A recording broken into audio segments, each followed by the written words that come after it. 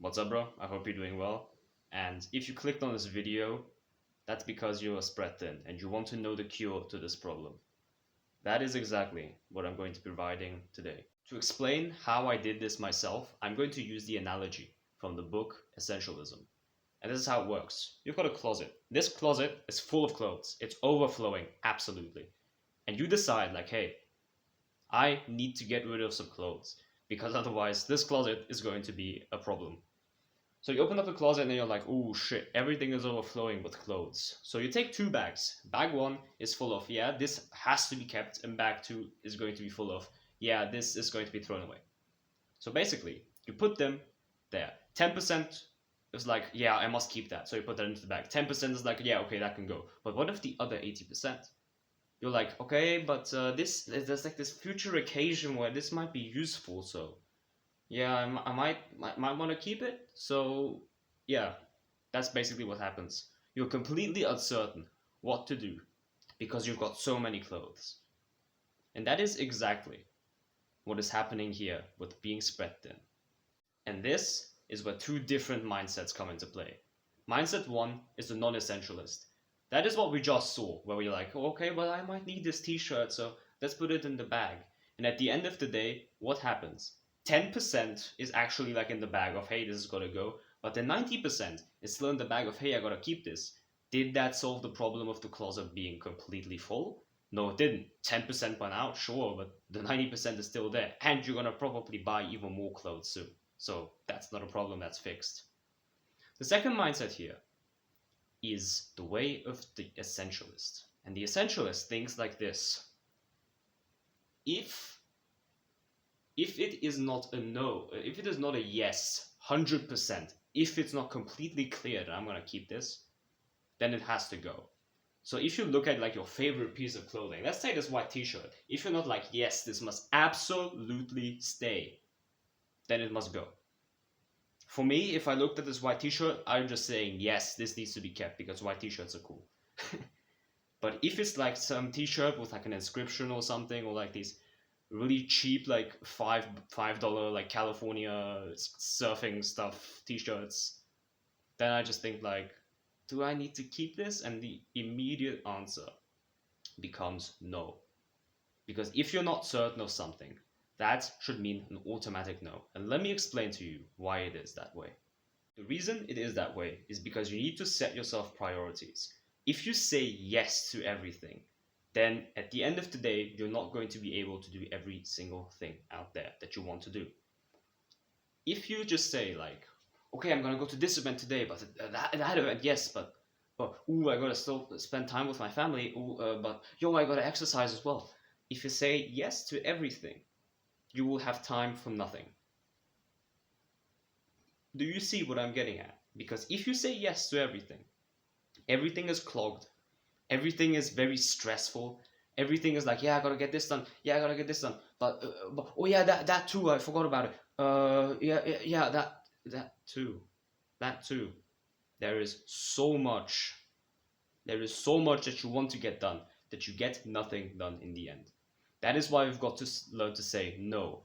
If the answer isn't a yes for 100%, you're like completely certain of it. If it's even like a 95, you should be like, but is it? Like, should I really do this? Maybe like a 95 can go, but like an 80%, hell no. That's a no. Everything under 90% has to go. That's how simple it is. Because you will not set yourself the right priorities with what you do and how you value your time if you do not start saying no to things. Of course, this doesn't mean that you have to say no to everything. Like you don't want to be that miserable guy that's inside all the time working 12 hours a day, and when someone calls him like, "Hey, what's up? Hey, you want to go out?" No, fuck you. And then puts up the phone. You don't want to be that guy. But you really have to sort out what is important to you and what isn't. Because if someone's asking you for help all the time and they're like, "Hey, can you come over to my apartment? I need some help again," then your instinctual reaction will be like, yes, sure, I'll help you out. Because that is what we're taught a lot. Like since we've been growing up as children, like getting bigger, that is the thing that we've been taught. always be hospitable, always be nice. And that is not something I want to attack, because that's completely fine. You should be a good person. You should have some morals. That's completely cool and all. But you have to set yourself priorities. If you can't set yourself like, hey, this person is taking up a lot of my time, and if that person is taking up a lot of my time, then I have to say no after a while, because I respect myself. I have to do my own thing. And if they ask like every single week, like, hey, can you help me with this, or can you help me with this, then you have to like say no to them, because you're like, okay, I helped you, but you're not really, one, you're not really providing me with any value, and I need to get further in what I'm doing in my life. So you have to value yourself over other people. And that comes through the power of no, which is very, very uncomfortable. Like when you have to say no to someone because of a request, that is a pretty painful experience. And to be honest, most people do not get that down. Like, I can tell you this, and you'll be like, okay, yeah, true, okay, fine. But when something comes along, like, hey, can you help me with the like XY? I don't really know, like a project or something. Then you might be inclined to say, yeah, you know what, I'm gonna help you out because, yeah, I'm a good person. Sure, that might be fine. But if that person asks you like a lot and it's getting in the way of your goals constantly, if it's like a one time off, like an emergency situation, sure, go for it. But if it's like multiple times, and even if it's not multiple times, sometimes you need to set your boundaries, because if you don't respect yourself, then who will? Excuse me if I'm talking in circles a little bit, but it's really freaking warm and my concentration is not on point at the moment. But moving along, if you make everything a priority in your life, at the end of the day, nothing is going to become a priority and everything just recedes into obscurity. What that I want to say is that you can't have it all, because you simply do not have enough time on the planet to have all. If you wanted to watch every single YouTube video in existence, that would take you 18,000 years. That's a little bit more than your own lifespan at the moment, and the videos are getting made at an exponential rate. That's just YouTube, by the way, so you can't have all. So there are three principles that I want to teach you today, and those principles are the ones that you should be walking away with, thinking like, yes, this is what I'm going to use, and this is the thing that will get me to success and get me away from being spread thin. The first belief is that I have to do everything. Why do you have to do everything? Well, if you're thinking about it, you'll be like, yeah, but I have to do my homework because homework is cool and all. And yeah, it gets me better grades and like social acceptance, yeah, all that stuff. Do you have to do that? Do you really? I'll tell you what you have to do. Eat, drink, breathe, shit, and piss. Those 5 things are the things that you actually need to do. Feel free to add like one more, like physical thing if there's one more. But those are the 5 things that I know of that you have to do. Do you have to do anything other than that? I don't think so. You choose to do whatever you do. You do not have to do it. This is the biggest mindset reframe that helped me a lot, because if you choose to do something, then that becomes your own responsibility. And the I have to part is like, yeah, this is kind of my responsibility, but I also have to do it. So it's not like 100%. I choose to is 100% accountable for yourself and what you do with your time. I choose to put the responsibility completely on yourself. And I choose to is so important, because this is where things get cool. You can filter out so many of the activities that you're doing every single day that are not vital to you. Take the framework from earlier. If you say no to everything except like the vital things, you will have a very, very few and limited activities that will actually matter to you in the end. And why is this? If you really put this on a pedestal, or not the pedestal, if you like put this on a scale, this activity, which is like number 1 on your list, is going to outweigh every single one. And there might be like 1 or 2 more, which are really important as well. For me, there are 5 or so activities that I do every single day. Record YouTube videos, do some physical exercise in some way, and spend some time with my family. That actually makes 3. Those 3 are the actually vital ones, other than like eating, breathing, and stuff like that. Those 3 are the ones that I really need to do. The 4th one is kind of passive, which is education, which I just do by thinking and absorbing what I write for the YouTube videos mostly. But those 3 things are the things that I really value and things that I need to get done. Other than that, there is nothing else. I have a habit tracker with like what I believe 6 activities. And of that, almost all of them go to physical exercise in some way, which is drumming, which is working out. It's physical exercise in a way, and that's what matters to me. YouTube videos is priority number 1, working out is priority number 2, and spending time with family is number 3. You have to destroy this mindset inside of yourself, which is everything is important and I gotta do it, which is mindset number 2, by the way, which we gotta get rid of. Because if you think that everything is important, if you wake up and are like, oh, but I gotta go on Facebook because I gotta see if somebody sent me some messages. Oh, but I gotta go on Instagram because my friends might have messaged me, or on WhatsApp. Like I could get messages during the night, so I have to check my social media. And all I'm going to say to that is bullshit. That is not important. What is important to you? Your purpose, and maybe like 2 to 3 other things. Those are the important things that you should be working on and focusing on. If you are not focusing on those things, you might be like, yeah, but checking emails and replying to some other thing, that might actually be useful. And I'm not going to debate that because that is useful. But what is more useful? Working on your purpose or doing some other like random activity just to feel productive? Is that the way that you're going to get your job done? No, it isn't. That's not the way. Not everything is important. So you have to scale back on the amount of activities that you do and scale into how much time you spend on the activities that you still actually do. So scale back the amount of activities to something smaller. Really think about what is actually important. What can I actually make to go away? And think about the things that are actually vital. Those few things. Push more time into them.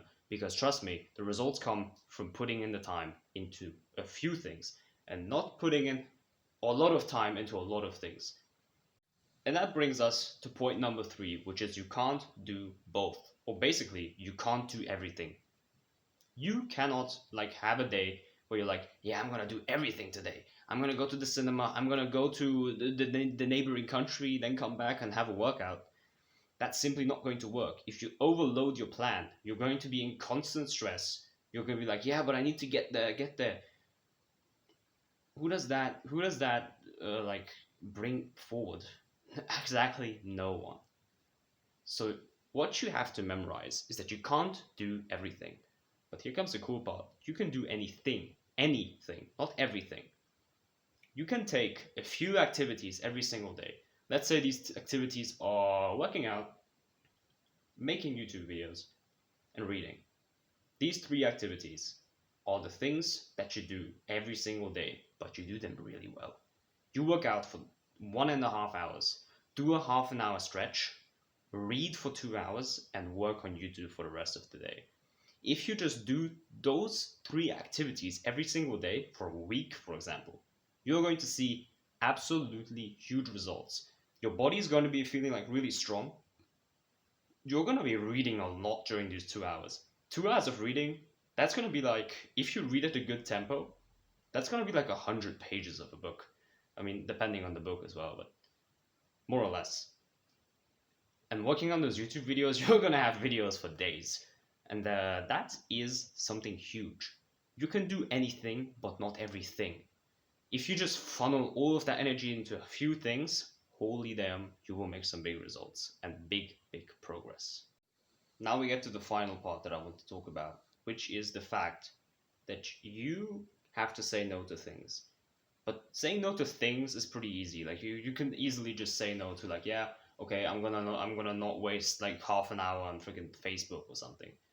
But it's a little bit more difficult to say no to people. And here is the interesting thing: you don't have to be like, hey, can you help me with this project? No, fuck you, asshole. That's not the way that you have to treat that. You can do that a lot more gracefully. If someone says like, yeah, can you help me with my project on Sunday? Then you can be like, okay, well, I'm really sorry, but Sunday is actually my sacred day, and I go out with my family every single Sunday. So I'm really, really terribly sorry, but I will not be able to help you with the project. I can maybe like hook you up with someone who can, but that's the extent that I can go to. I'm really sorry.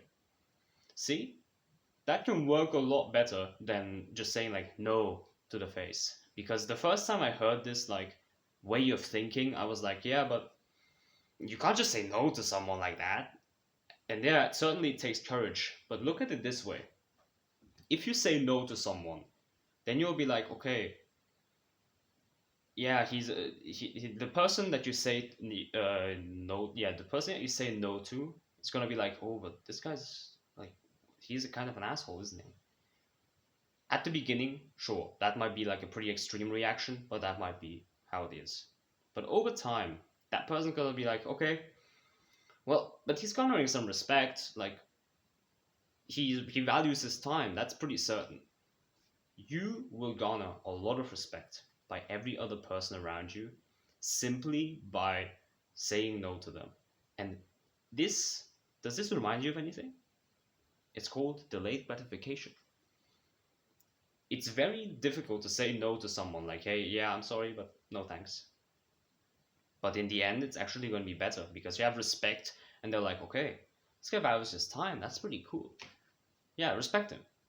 What if it was the other way around? Let's say you say yes to the offer. Hey, like, can you help me on my project on Sunday? Well, yeah, it's actually my sacred day with my family, but you know what? I can go ahead. So they'll be like, yeah, nice, cool, like, thanks for helping me. And afterwards, they're gonna be like, did he say it was a sacred day? Weren't they not gonna go on a hike or a trip?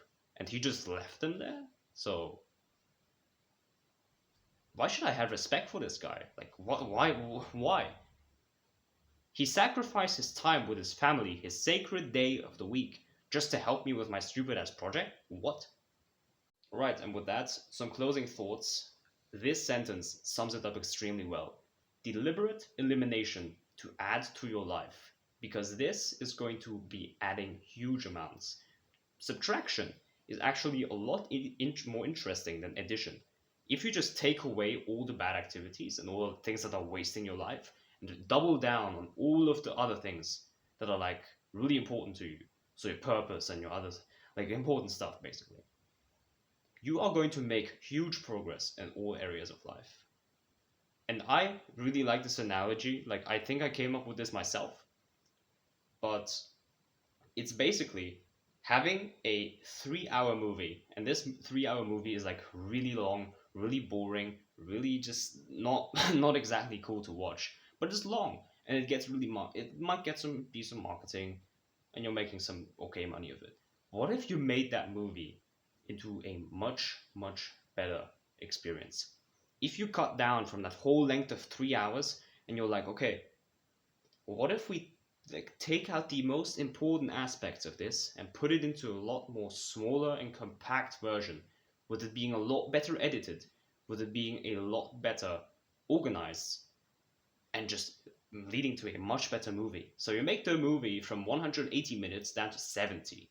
You cut away half of the movie, a little bit more than that even. But what would happen? So you just do that, and the more you know, the movie is a blockbuster. While the movie is a lot shorter, it has so much more quality spread into that than the 3 hours that was originally supposed to be. And that is the exact thing that you have to do. You are the editor of your own life. You have to take your life and be like, okay, let's assess what's here. What are these activities? Take these activities and see like which of these are not really important. Edit out the bad parts. Take out the like filler parts. Like, yeah, fill it up with language learning, fill it up with some other useless activity. like scrolling on some freaking social media platform. Condense it down to somewhat smaller, more compact something. But that something, which is like 70 minutes, half of the activities that you didn't have before are gone, that you had before are gone, my mistake.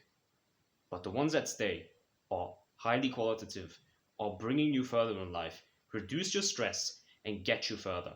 You're not spread thin anymore on a long, real, like long feeling movie. It's not good when a movie feels long, but you're spread very, very thick on a small area going forward at a big pace. And yeah, that is the cure to how to stop being spread thin. And with that said, everything I have for this video is from the book called Essentialism by Greg McKeown. Check that book out. Buy that, because that book, I think it's my best. I think it's the best book out there that you can buy. I'm not gonna lie, to be honest. So check it out, 100%. This video is not a substitute for that. Read it from beginning to end and make some notes. Thank you very much for watching, and I definitely hope that I could help you. See you soon, and make sure to subscribe.